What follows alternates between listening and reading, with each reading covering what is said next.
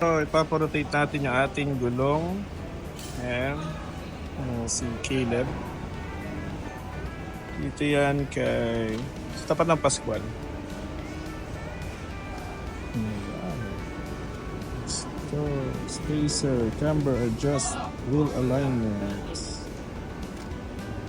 Alright. Para ma-check na din yung higpit ng mga spacer. Yung gulong natin, Renegade. So, matagal na rin siya. Kagandahan lang tagal niya maupo, dili makapal. So, ilalabas ulit natin yung gulong. Mas, maganda yung grip. Pagka merong wheel spacer, mas maganda yung lapat sa sahig. Mas maganda yung takbo niya. PLC muna si Caleb natin.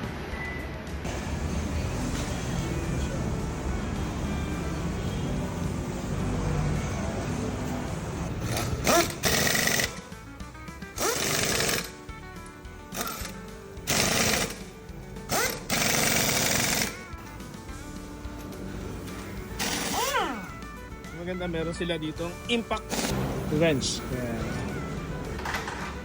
Pag may impact wrench kasi, mas maganda yung higpit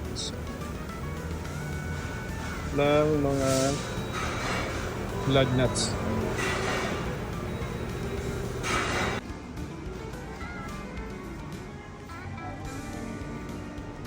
Okay, so offset ulit.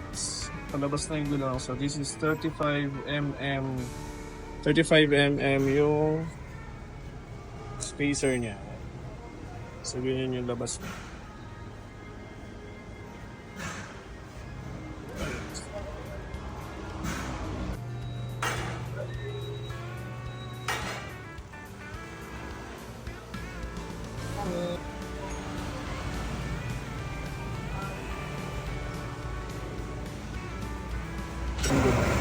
Ako muna.